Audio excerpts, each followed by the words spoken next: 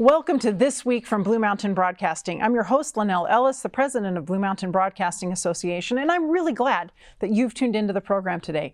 I'm going to be interviewing Delmy Martin from Inspire Development Centers, and she's going to share with us about this very important work that Inspire Development Center does with young people in our community. So be sure to stay tuned for that, and also for station news at the end of the program. Let's begin now with our devotional thought. Are you a worrier? I can be sometimes, and I like to have life in order, organized, and I like to have some idea of what's coming next. But life isn't always like that, is it? Truly, none of us knows what tomorrow will bring.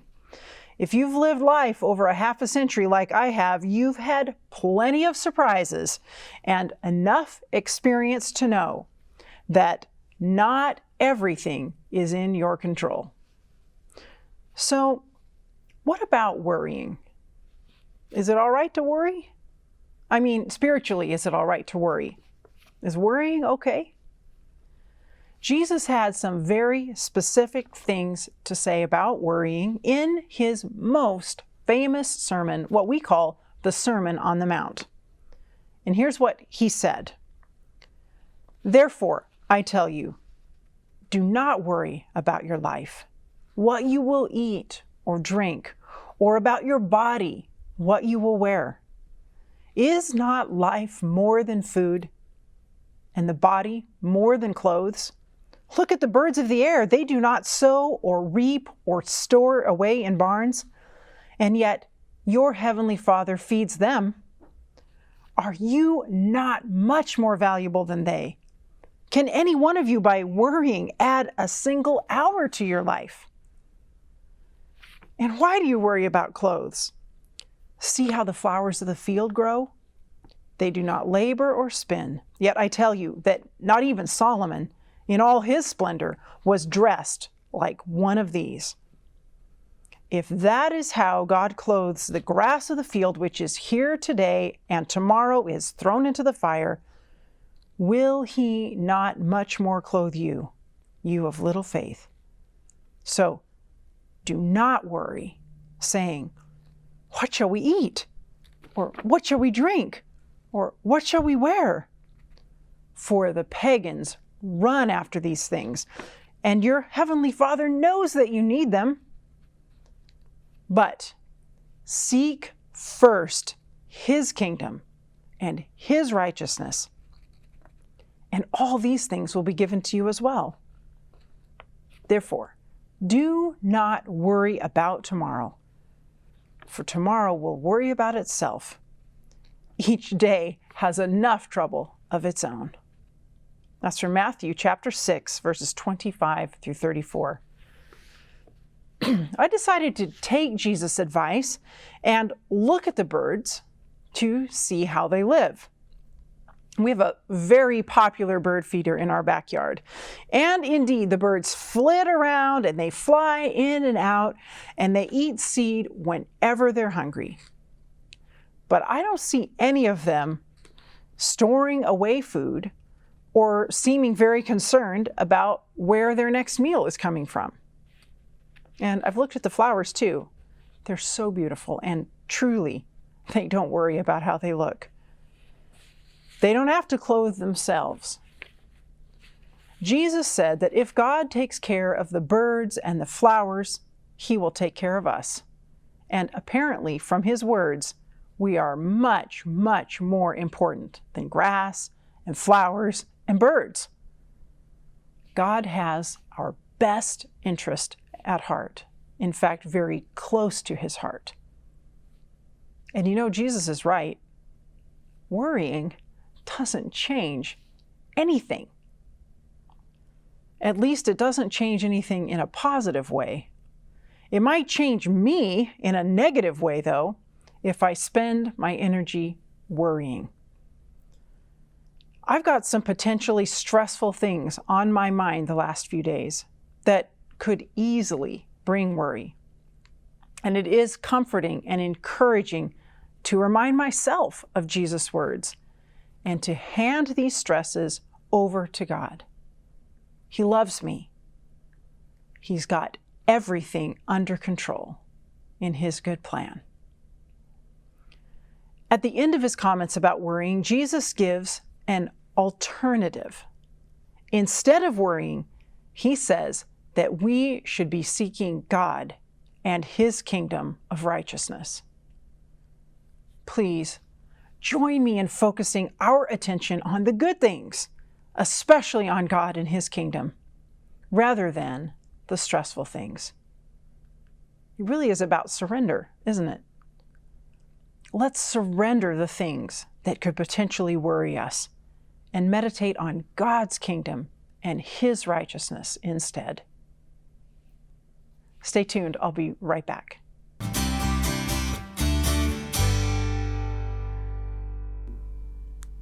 Welcome back. Joining me now is Delmy Martin from Inspire Development Centers. Thank you. Delmy, it is so good to have you here today. Thank you. I'm very glad to be here too. I feel like our community needs to know a lot more about Inspire and what Definitely. you do. So first of all, what is your organization? What's your mission? So our mission is to provide families with success, in life, provide those foundations early in life and their families, one community at a time. And so we have 28 centers in Washington State. So we're busy enrolling children as well for our preschool programs, but we definitely our mission, besides providing those services, is to make sure that the child is successful when they go to the school district, once they transfer into the school district. Okay, so you mentioned early development. So all of the work that you're doing with these centers is for kids what age? So we serve 0 to 5. Some of our programs, we get children as early as 2 weeks or a couple of days, however early the parents need to. And for some other programs, we get in 3 to 5. So we have different programs, but mainly it's 0 to 5 years old. Yes, and you are helping those children be ready to actually enter school. Correct, yes. It is it is very pleasurable to see the kids, how we get them.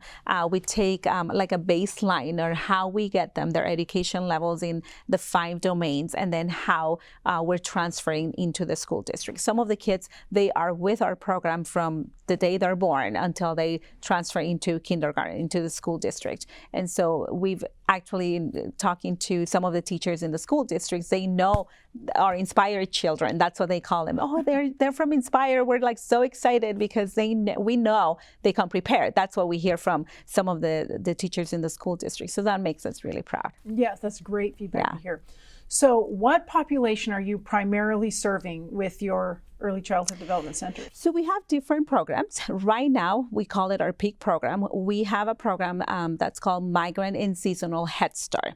And what that means is if they have a migratory move, some people come from Texas to Oregon from California, Oregon, then Washington, picking cherries or doing the cherry run, they call it. And so following the crops. And so they move from state to state. So when they come here, their children can qualify to be in our program. So while mom and dad are working, picking the fruit and vegetables that you and I eat in our table, we get their children while they go and work in the agriculture. And so they have to have a migratory move. And some slots, we call them, or some spaces are reserved for people that don't necessarily migrate from state to state, but they are already living in the area and they are working in agriculture. And those are called seasonal positions that we have. So migratory and seasonal. And seasonal, yes. And that's our summer program. Once that ends, we start our ECAP and regional programs at some of our centers. So ECAP runs kind of and regional programs. They run kind of like mimicking the school district. They start early fall and then they end like late spring. Yes. And so they don't have to have a migratory move. It can be anybody so long as they meet the income requirement, so they can qualify for our programs. So how are your programs funded? We have federal and state funds.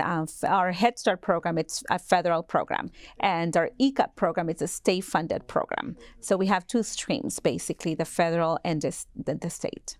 So I would guess that along with those federal and state funds, there come some requirements for you for Yes. Inspire Development Centers. Yes, they do. Challenging? Good. They are very challenging. We have some of our families in Washington State, the minimum wage has been going up, as you Yes. know, and it's been fast. Yes. And so with that, there may be families that may disqualify for our program, because that doesn't mean that the federal poverty level has changed in the last, I don't know, 20 years, a long time. That they haven't changed. So that can put a family that could potentially qualify for programs out, because now in Washington State they're making more, but not really. But not really. They actually Exactly. still need the services. It still need the services, but now based on federal state income guidance, they are disqualified Yes, I because could see those how that haven't would been be very reviewed. challenging. So it is challenging for some of our families to bring children. So we usually tell families, just try. You never know. There's a lot of different things that we take into account before we say, no, your child doesn't qualify for the program. So you can try. You know, we take into account a lot of different things. And what about our local region right here? Because I think we have Inspire Development Centers all over the state. Yes. And we have one here in Walla Walla. We do have one here. What's it like here? So it is one of our biggest centers, actually. We enroll a lot of children. In Walla Walla, there's a lot of agriculture, right? Yes. And so that's one of our biggest migrant and seasonal programs right here, which means we need a lot of stuff. So, and that's, you know, part of the reason I'm here too, also, because we, with that, it brings challenging as well. In order for us to open classrooms to serve the families that we need to serve in the area, especially here in the College Place area, our biggest center, it's one of our biggest centers here, but we cannot open classrooms unless we have qualified staff. Mm-hmm. So that means that a lot of children that are ready to go, they already qualify for the program, they're on the wait list, just waiting for qualified staff to open classrooms. So that becomes a challenge for us as well, as far as serving family, as we can't unless we have a qualified teacher that we hire. So this is a big need for you It right is. now then. And Yes. what makes a teacher qualified to teach at your centers? So for federal, it's a little bit different than the state, but I will say the rule of thumb for us is they have to have an AA, an associate's degree in early childhood education, or a BA, a bachelor's degree in early childhood education. And if you have, let's say, a general AA, you need at least 45 credits in early childhood education with any other degree in order to be a qualified lead preschool teacher. So that can bring challenges to you because we probably have a lot more education majors Correct. than we have early childhood education. Correct. So in Washington State, a lot of places have blend their early childhood education with the elementary education. So now, you mean a lot of the universities have done that? yes, a lot Okay. of the universities have done that in Washington State, which has brought several different challenges for us. We do put some staff on a plan, what we call a waiver for federal purposes. We send it to our federal sources, and they decide whether or not to accept those waivers. When we have a teacher, let's say, you're working towards your early childhood education degree and you have experience in a classroom, but you're not quite there yet. You're 5 classes away from your AA in early childhood education or your early childhood education credits.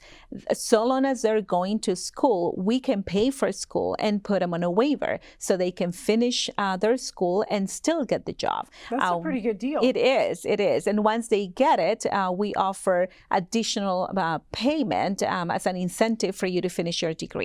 So some of our teachers, once they finish a BA in early childhood education, they make $4 more per hour because Yes. that's a differential, we call it, for getting your degree and being qualified for the role. So you really are currently looking for qualified teachers Yes. who have early childhood education degrees, or they have that, was it 45? 45 early Credits childhood in that education area. credits in that area. Yes. So either an AA, a BA in early childhood education, or any other degree with 45 credits specifically in early childhood education. And that makes it challenging. A lot of the teachers, some teachers we get, they really like working with our age group.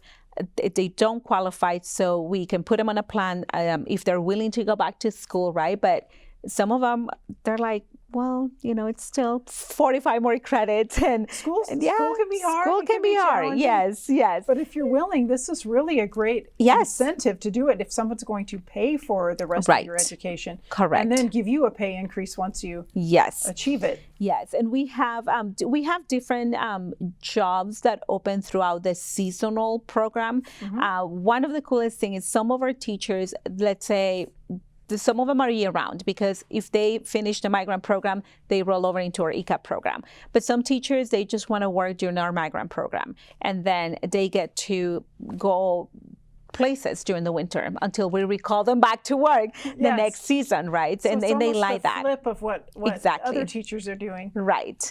So we do. It's not, you don't have to reapply. You just recall, what we call recall back to work, when we start opening our seasonal programs again. So how long is your summer program? When does it start? It depends on the area. Like you mentioned, we have 28 centers in several different counties in Washington State. So lots of different centers. We travel a lot.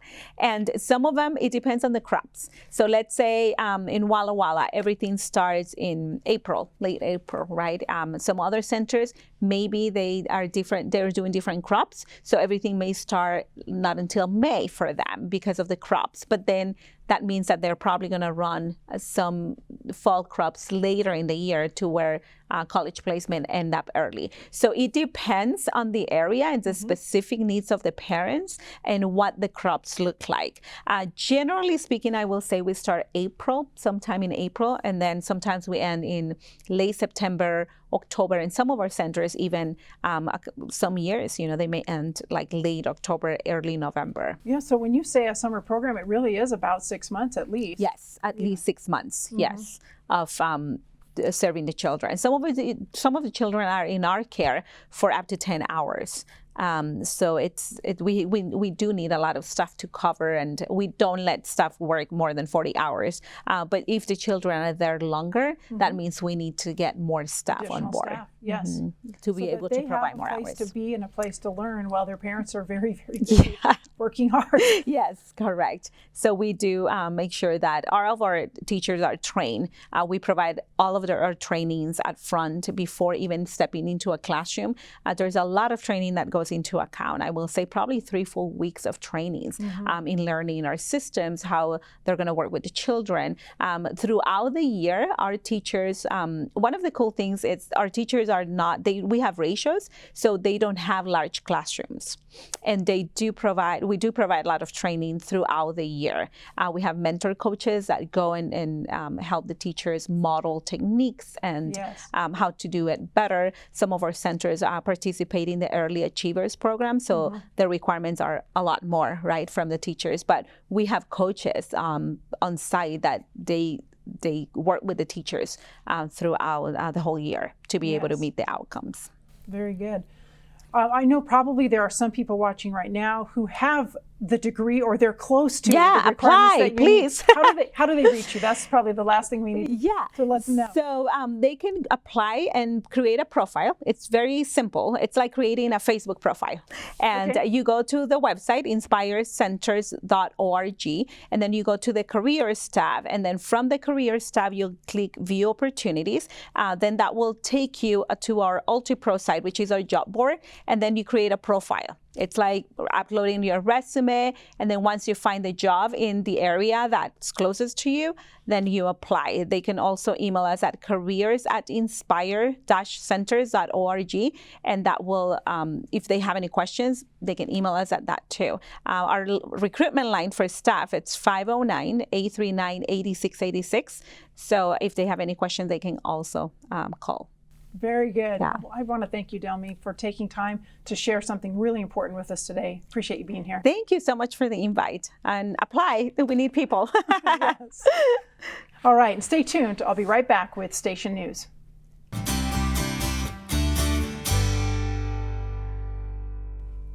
Welcome back. It's time now for Station News. And I want to give you an update about our new facility. We are in the beginning stage processes now of transforming the studio area from a church sanctuary into what we'll really need for using it as a television studio. And one of the things that we're so excited about with that is that we've been able to donate the pews that were in that area of the building, which were certainly used there when it was a sanctuary. We've been able to donate those pews to the Spanish Seventh-day Adventist Church, and they have now come and picked them up and taken them to their church building and their facility. So we're really excited because they get to use them for a wonderful purpose, and we just don't need them in that space anymore. Also, there was some beautiful sort of chandelier style lighting that was hanging down in the sanctuary area in the new facility. And while that lighting is very beautiful, it doesn't work well for our studio configuration, where we're going to need to have studio lights on lighting grids up in the ceiling area. And so we also donated those lights to the Spanish Seventh-day Adventist Church, and they've been able to pick those up. And just this week, one of our volunteers, Jim Forsyth, who's a volunteer engineering, and he's also secretary of our board, has been over at the new facility installing new house lighting in that area that's going to become our studio. Now, this isn't the studio lights. These aren't the lights that are especially for doing television programs that we'll be able to have on the grid hanging down and be able to turn them different directions. This is just the basic lighting for the room so that we can go into the room and turn on lights so that we can work on equipment in that room without using the expensive and often warmer studio lighting. And so these lights that he's installing are LED lights, and he's been putting each of those up and installing them in the room so that we have good, beautiful, nice, even lighting in there for when we're just needing to work in that room outside of actually recording programs. So sort of what we call the house lights in that room. So that's an exciting bit of progress as we are waiting on our construction permit for changing a few wall configurations and that sort of thing at the new facility. And while I'm talking about that, I need to remind you that the only reason we've been able to purchase these lights and put them in is because of your generous gifts to the station. And again, you hear this from me every week, but we can only make progress in the new facility as the funds come in and as they are available for it. And it's all you. You are the ones who are doing that. And you're praying for the process, you're giving your gifts, and that's what makes it possible. So thank you. And also on the thank you theme, we are getting ready to have an appreciation event. It's been pretty traditional for us to have, and since probably about 1994, for us to have a way to thank our top donors and also our large number of volunteers at Blue Mountain Broadcasting Association with an appreciation event. We've traditionally had a banquet. This year it's going to be a little bit different. It won't be a sit-down banquet. Probably going to be held at our new facility. There will be some things to eat. There will be some gifts for each person who comes, some really nice gifts for each person who comes. Definitely appreciation, videos for you to see with updates about what's happening. So we're looking forward to that event, which again is going to be happening in September, and we're planning for it right now. So those of you who have been very generous with the station, of course, will be invited, and those of you who've been generous with their time to the station and have volunteered will also be invited to our appreciation banquet. So we're just looking forward to having the biggest number of people we can appreciate that is possible. Some of you might be giving gifts right now during the summer months that will qualify you to be invited to our appreciation event. And just looking forward to seeing you there and enjoying that time together. It's always great to be able to thank people. And I like doing that here at the close of this program as well, as I've been trying to do today, but to let you know how important you are to this ministry. It's difficult for me to emphasize it enough. When you are a completely viewer-supported station, when you're doing a ministry for God's kingdom, and you're dependent on others who also feel that passion for God's kingdom and want to be part of it, it's difficult to have enough thank you words for the people who are contributing. So thank you to you, because you're making it happen. Appreciate your gifts, especially in the summer. Keep them coming in strong, because it really helps the station both in our daily operation and in this big move to the new facility that we are working on as funds become available. And thanks to our volunteers, because I'm looking at one behind the camera right now, and we have so many volunteers that help us in a number of different ways at the station. We're so grateful. All of us working together really make this a community station, and we really get to enjoy the experience of doing something good for our community and something good for God's kingdom. Blessings to you, and I look forward to seeing you next time. Bye for now.